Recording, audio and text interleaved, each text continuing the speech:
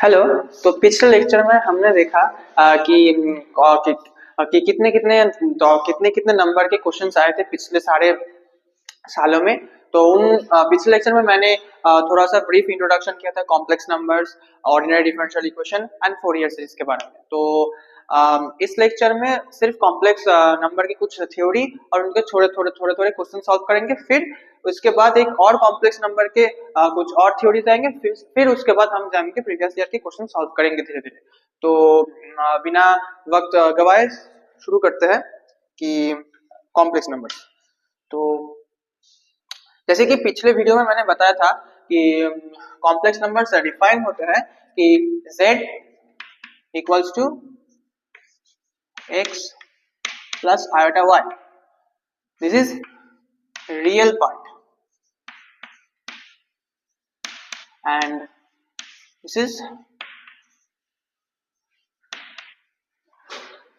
imaginary part. But जो x and y है वो belongs to वो real number है, वो कॉम्प्लेक्स नहीं है।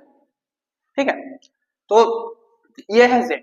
तो आपको पता ही होगा कि I को लियोनार्ड ऑयलर ने डिफाइन किया था I इक्वल्स टू √(-1).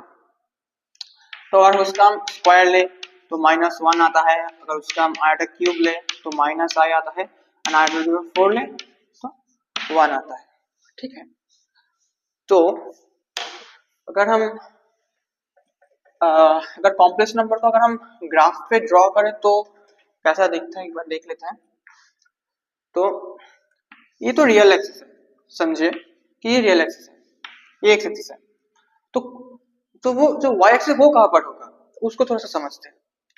तो लेट्स से अगर हम -x को लिखे तो -x को हम कैसे लिख सकते हैं?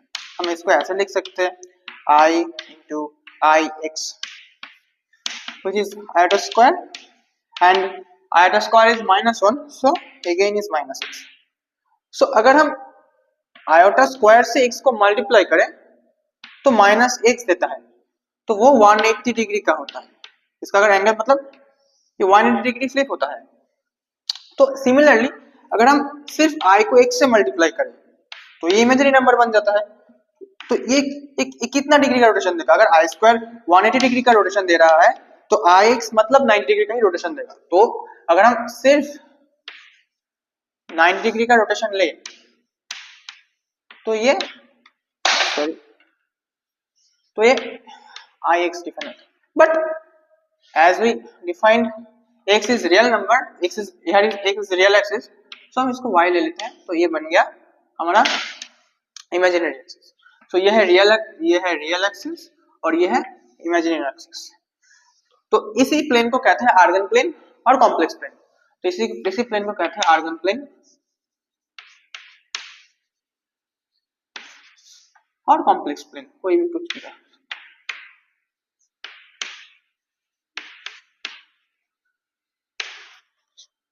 ओके, तो इसको थोड़ा सा अच्छे से अगर हम ड्रॉ करें फिर हम एक कॉम्प्लेक्स नंबर को कैसे विजुअलाइज कर सकते हैं वो जरा देख लेते हैं। ठीक है, तो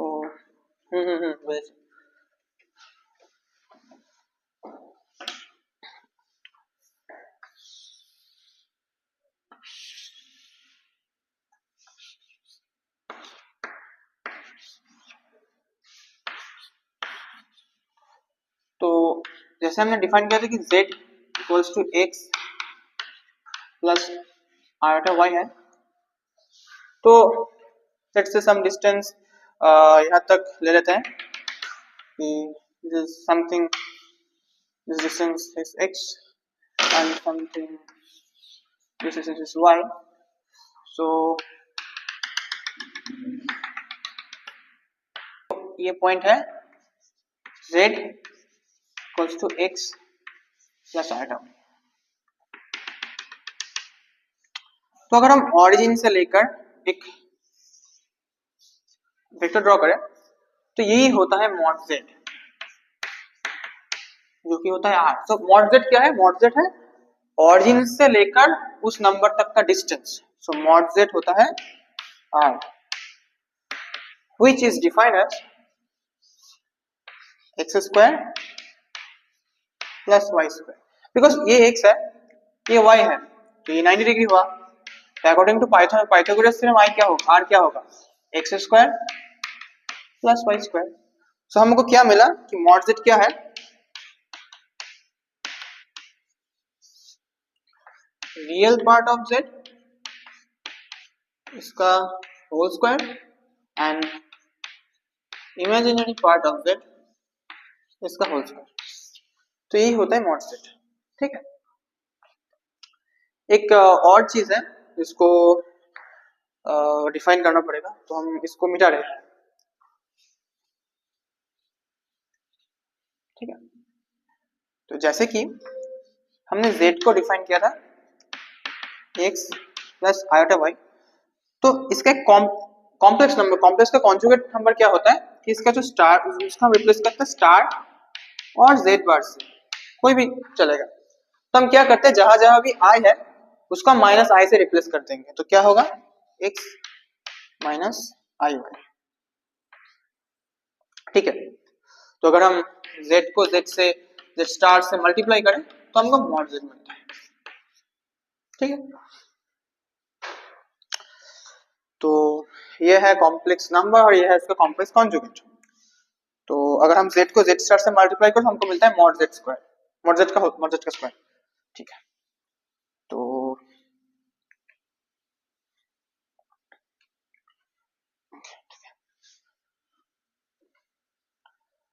अब कुछ प्रॉपर्टीज के बारे में लिख लेते हैं, कुछ इनइक्वालिटीज है जो जानना पड़ेगा।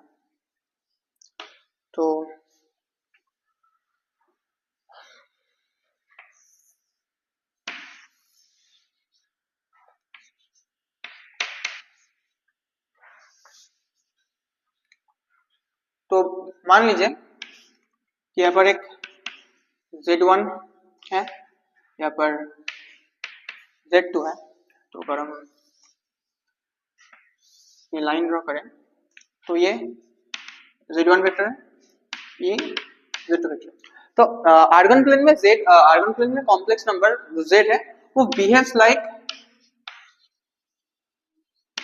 वेक्टर।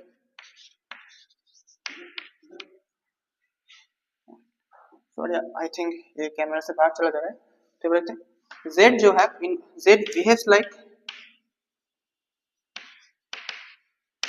वेक्टर इन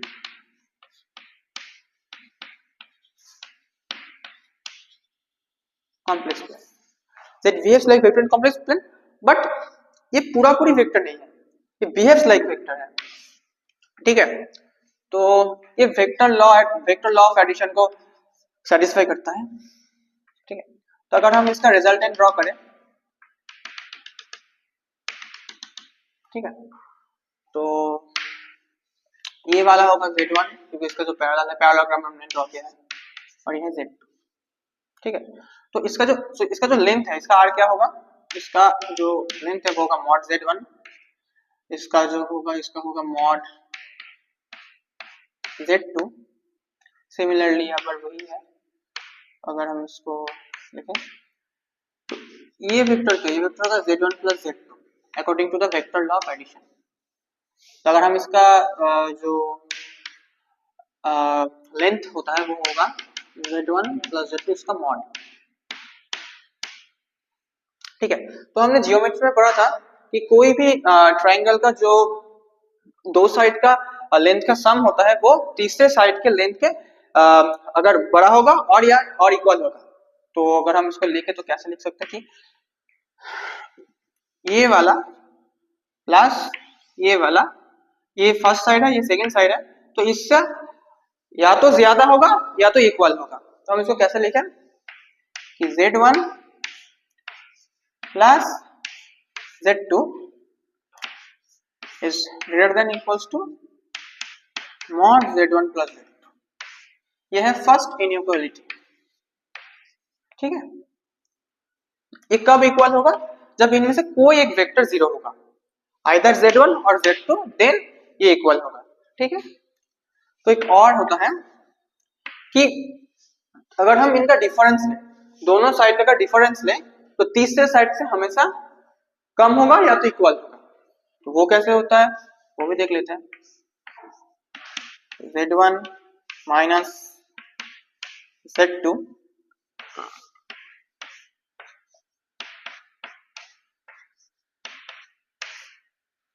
ये कुछ ऐसा है, ठीक है। तो एक और कुछ प्रॉपर्टी है उसको, तो ये डायग्राम थोड़ा चेंज करना पड़ेगा, तो उसको हम ड्रॉ कर लेते हैं, ठीक।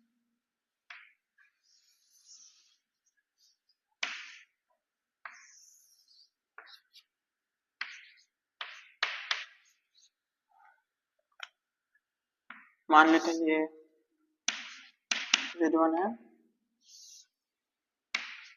ये z2 है, ठीक है।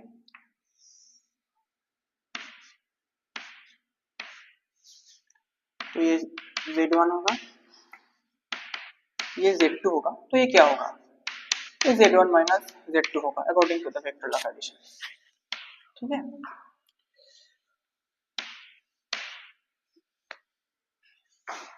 तो वही कि इन दोनों का जो सम होगा इससे ज्यादा होगा या इक्वल होगा, तो वही वही लिखते हैं।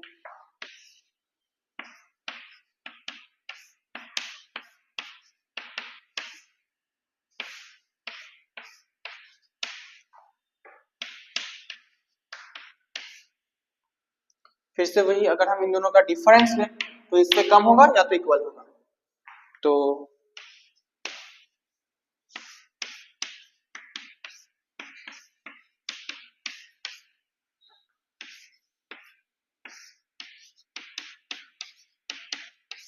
ये कुछ चारों इनइक्वालिटी आपको याद रखना पड़ेगा, काफी इंपॉर्टेंट है, आपको इनको याद रखना पड़ेगा कुछ क्वेश्चन सॉल्व करने के लिए। तो देख लेते हैं इन सारे जो चारों इनइक्वालिटीज है इससे थोड़ा सा एक क्वेश्चन देख लेते हैं कि कैसे बन सकता है। तो मैं इसको मिटा रहा हूँ, अगर आपको नोट करना है तो नोट कर सकती है वीडियो को पॉज करके, तो मैं मिटा रहा हूँ इसको।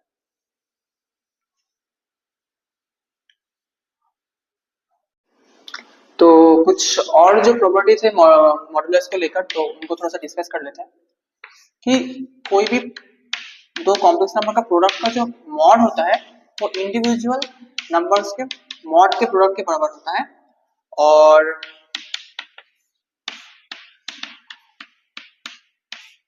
जो ये होता है वो z1 मॉड z2 के बराबर होता है। सर रुको रुको ठंडा, थोड़ा सा धैर्य रखो धैर्य रखो, पिछले लेक्चर अगले आने वाले लेक्चर में हम इसका प्रूफ भी करेंगे, जो कि ये जो एक्सपोनेंशियल का फॉर्म है r इक्वल्स टू r का, इससे इन दो चीजों का जो प्रूफ है वो हम डिराइव करेंगे। तो एक और रह जाता है कि अगर कोई जो पावर n है ये जो इक्वल होता है mod of z whole to the power n, तो ये पिछले वाले जो चार इनइक्वालिटीज थे और ये जो तीन मॉडुलस के प्रॉपर्टीज है, ये तीन वेरी वेरी इंपॉर्टेंट है, तो आप इन चारों को याद करिए ना, क्योंकि इनको इन चारों का जो ये जो 7 प्रॉपर्टीज है ये बहुत इंपॉर्टेंट है क्वेश्चन सॉल्व करने के लिए। तो चलिए इसका कुछ क्वेश्चन हम देख लेते हैं। तो एक चीज जो है कि मैंने पहले भी लिखा है कि i का जो स्क्वायर होता है, जैसे ये i है तो उसका जो वैल्यू है वो -1 है, एंड आई स्क्वायर जो है वो -1 है, आई क्यूब का जो वैल्यू है वो -i होता है, and i to the power 4 का जो वैल्यू है वो 1 है। तो वो 4 के मल्टीपल के टाइम्स रिपीट करते हैं, अगर आई टू द पावर 4n कुछ भी है तो उसका वैल्यू 1 होगा। तो इसके रिलेटेड एक क्वेश्चन देख लेते हैं कि हम इसको कैसे लिख सकते हैं कि आई टू द पावर 371, तो इसका हम वैल्यू कैसे कैलकुलेट कर सकते हैं, तो देखते हैं। तो समझिए, तो देखते हैं अगर हम इसका जो एक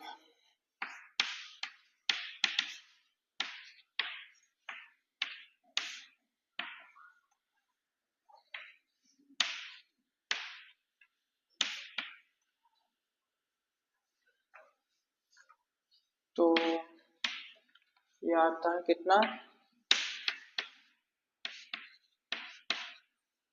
तो रह गया है आई क्यूब, तो ये तो 1 होगा और आई क्यूब होता है माइनस आई, तो इसका आंसर है माइनस आई। ओके, तो एक और देख लेते हैं।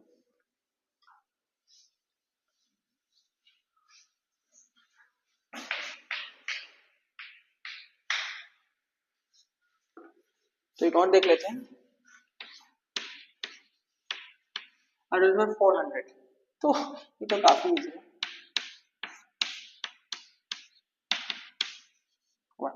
वही जो प्रॉपर्टीज थे, इससे कुछ ऐसे प्रॉब्लम्स बन सकते हैं, तो यही है और कुछ नहीं। तो अब चलते हैं कुछ मॉड्यूलस के प्रॉपर्टीज की तरफ, कुछ इनइक्वालिटीज और कुछ मॉड्यूलस के और कुछ प्रॉपर्टीज है, तो उन सब की तरफ चलते हैं। तो ये क्वेश्चन है, मैंने अभी डिस्कस किया था कि ये जो इनइक्वालिटी है, इससे रिलेटेड एक क्वेश्चन है। अब पहले इस क्वेश्चन को पढ़िए। अगर ये जो क्वेश्चन है, if mod z equals to 2 then find the maximum and minimum value of z minus 5, so इससे ही ये सॉल्व होगा। तो आप पहले इस क्वेश्चन को पढ़िए और खुद से ट्राई कीजिए, फिर हमारा सॉल्यूशन देखिए इससे। तो आप वीडियो को पॉज करके फिर सॉल्व कर लीजिए। तो मैं करता हूँ सॉल्व। तो देखिए कि मैंने ये जो डिफाइन किया है कि mod z1 plus z2 जो कि ग्रेटर देन और z1 plus z2, जो इसका जो ये जो है ये लेस देन और इक्वल्स टू है mod of z1 plus mod of z2, and z1 plus z2 ये ग्रेटर देन और इक्वल्स टू है difference distance of mod of z1 minus mod of z2। ठीक है, तो अगर हम देखें तो ये इससे छोटा है और ये इससे बड़ा है, तो इसका जो मैक्सिमम वैल्यू है वो ये है और इसका जो मिनिमम वैल्यू है वो ये है। तो इसको कैसे लिखे हम, तो लिखते हैं। तो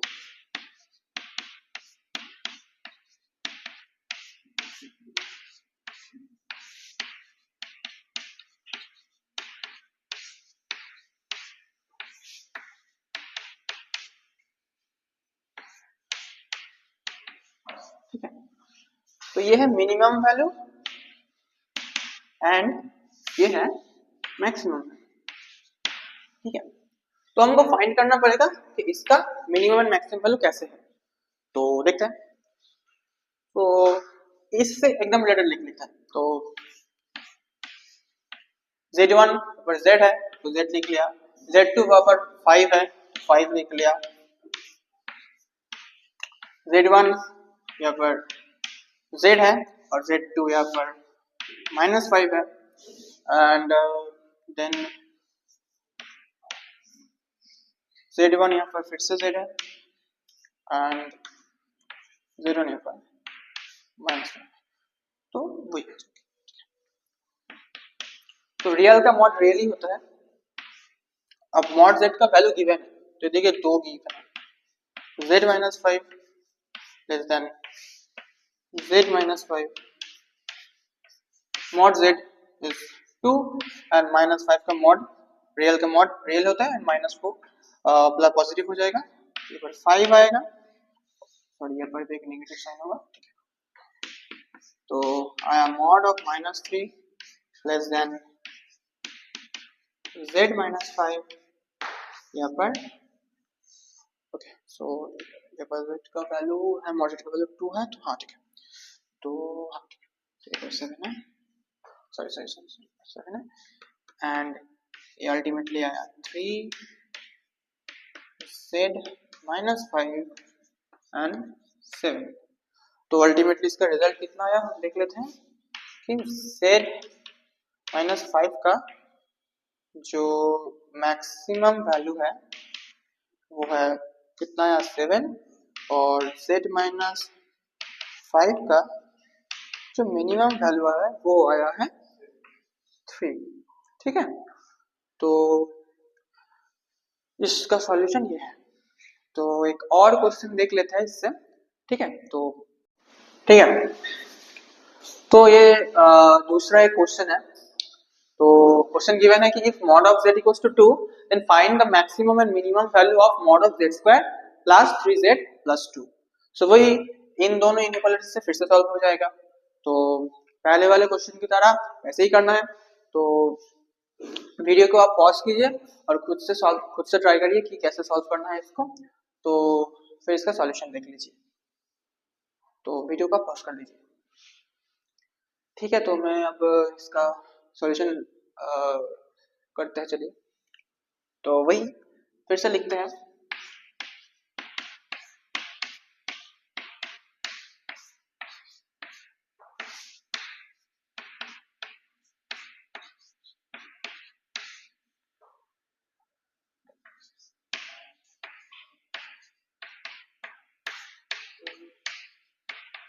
ठीक है, तो इसका जो मिनिमम वैल्यू है वो ये है और इसका जो मैक्सिमम वैल्यू है वो ये है। तो पहले इसका हम फैक्टराइज कर लेते हैं। तो कैसे करें? तो पहले आप क्या करिए कि इसका फैक्टराइज कर लीजिए। तो 2z plus z plus 2 and z को अगर कॉमन ले तो z प्लस 2 1 अगर कॉमन लिया जाए तो कुछ ऐसा है। ओके, तो इसके बाद क्या करना होगा कि ये जो वैल्यू है यहाँ पर पुट कर दीजिए। ठीक है, तो वही यहाँ पर करते हैं। तो यहाँ पर जो है इसको पुट करते हैं।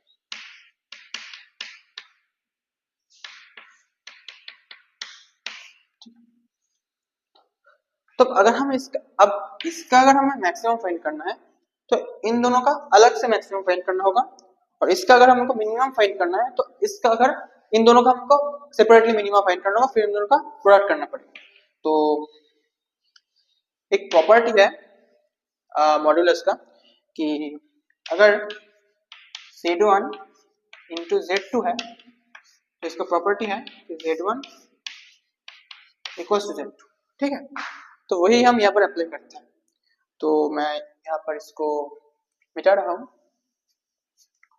ठीक है, तो वही यहाँ से हम इस पे सॉल्व करते हैं। तो कैसे है कि z square plus 3z plus 2 equals to mod of z plus 1 mod of z plus 2। ठीक है, चलिए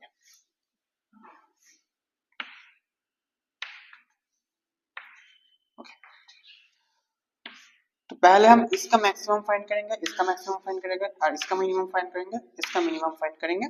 तो फिर इन दोनों को प्रोडक्ट कर देंगे तो इसका मैक्सिमम आएगा ये टोटल का, और फिर हम मिनिमम को प्रोडक्ट करेंगे तो इसका मिनिमम आएगा। तो करते हैं। तो इसी फॉर्म में, इसी फॉर्मूला में पहले हम इसको देख लेते हैं। तो यहाँ पर मॉड z पुट करते हैं। तो मॉड z 2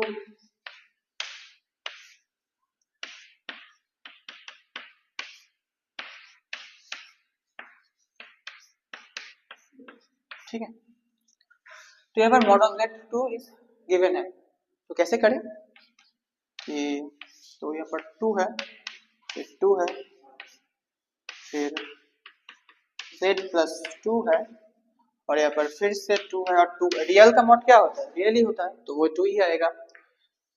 तो कैसे करते हैं कि ये आया 0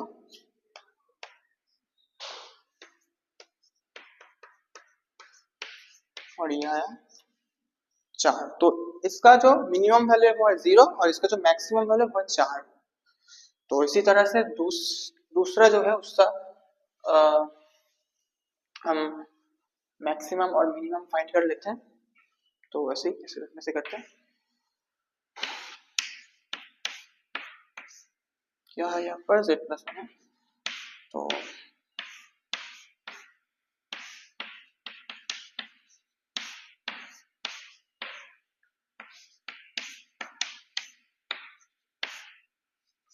वही फिर से mod of z2 is given है क्वेश्चन में, तो हम कर लेते हैं ऐसे। फिर से ही रियल का मॉड रियल ही होता है, तो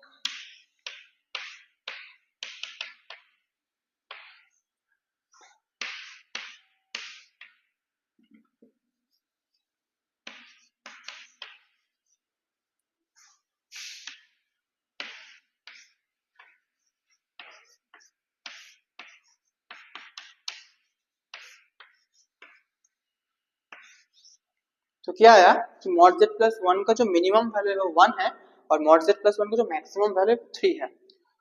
तो अब अगर हम इसका अगर मैक्सिमम फाइंड करना चाहे तो कैसे करें कि पहले जो मैंने इसको फैक्टर किया था कि ये जो है, तो अगर हम इसका मैक्सिमम फाइंड करना है तो इसका मैक्सिमम टाइम्स इसका मैक्सिमम और इसका जो मिनिमम है इसका मिनिमम एंड टाइम्स इसका मिनिमम, तो वो कर लेते हैं। तो मैं इसको मिटा रहा हूँ और यहाँ पर करते हैं।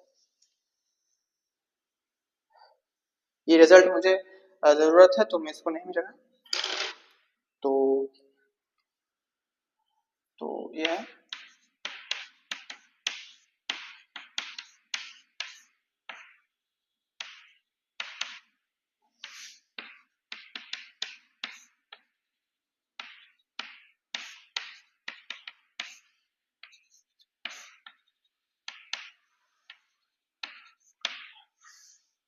आई होप मैंने सही किया।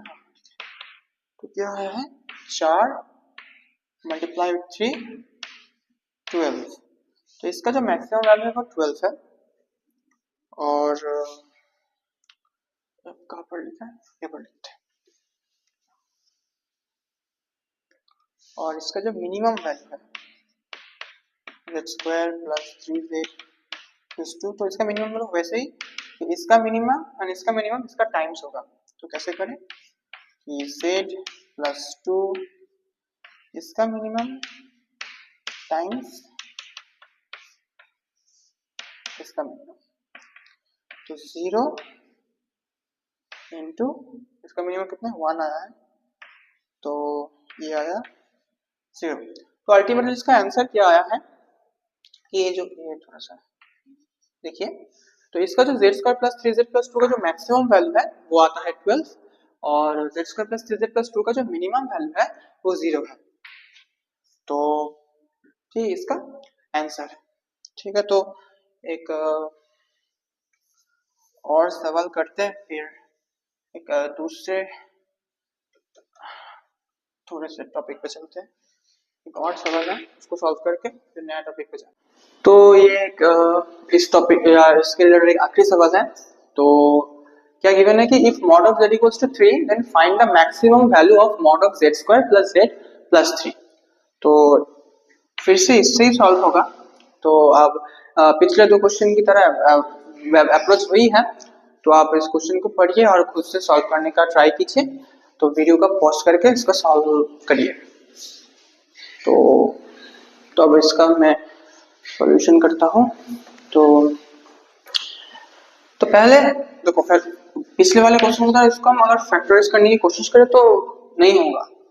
ठीक है, तो कैसे करें वो थोड़ा सा देखते हैं कि z square plus z plus 3। Okay, तो एक काम करते हैं कि हम इसको ऐसे लिख लेते हैं कि z स्क्वायर,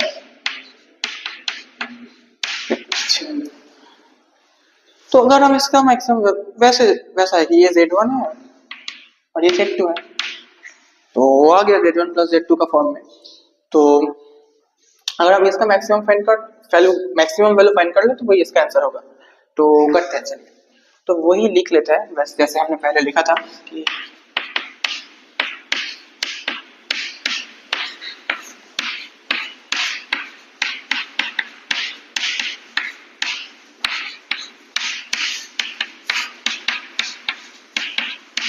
ठीक है। तो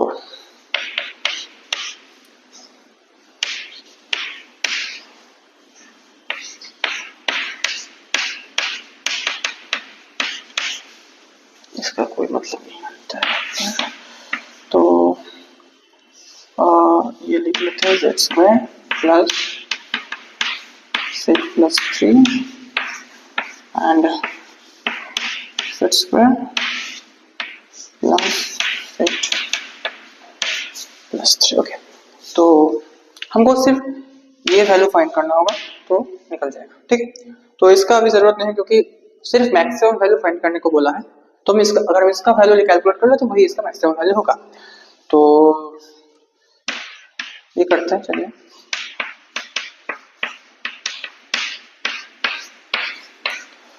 तो एक प्रॉपर्टी है कि मॉड का कि z to the power n equals to z of whole to the power n।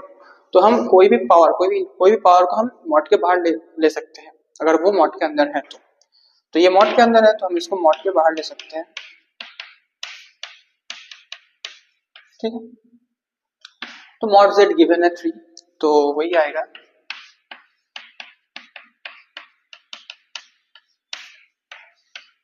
तो ये 9 होगा।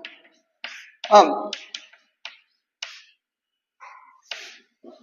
तो ये क्या है, z स्क्वायर का मैक्सिमम वैल्यू 9, इसका मैक्सिमम वैल्यू हमको फाइंड करना पड़ेगा।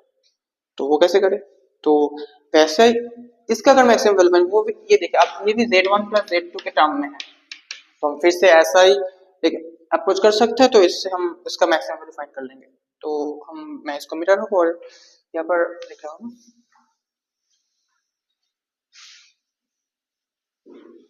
ठीक है। तो इसको कैसे करें, तो mod of z1 minus z2, तो मॉड ऑफ ये पर z प्लस 3 है तो mod of z mod of 3 less than z plus 3 mod of z mod of plus 3, okay. तो वही है, ठीक है।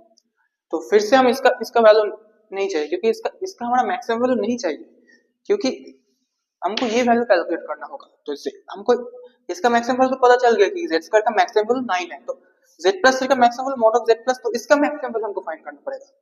तो हम सिर्फ वही फिर से ये वाला पार्ट को सॉल्व करेंगे, तो इसका करने का जरूरत अब अभी नहीं है, तो करते हैं। तो मॉड ऑफ z गिवन है तो वो 3 है और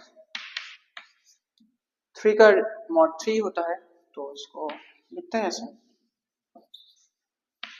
ठीक है। ये 6 आया, ठीक है। तो अब इसका मैक्सिमम वैल्यू क्या होगा, 9 एंड z प्लस 3 का मैक्सिमम वैल्यू है 6, तो इसको हम जोड़ देंगे तो 15 आएगा, तो वही इसका मैक्सिमम वैल्यू होगा। तो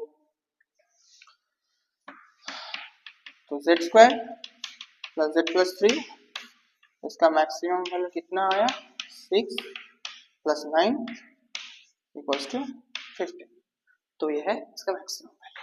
तो आप इसको देख लीजिए इसका सॉल्यूशन। तो ये कुछ क्वेश्चन था इनइक्वालिटीज को लेकर।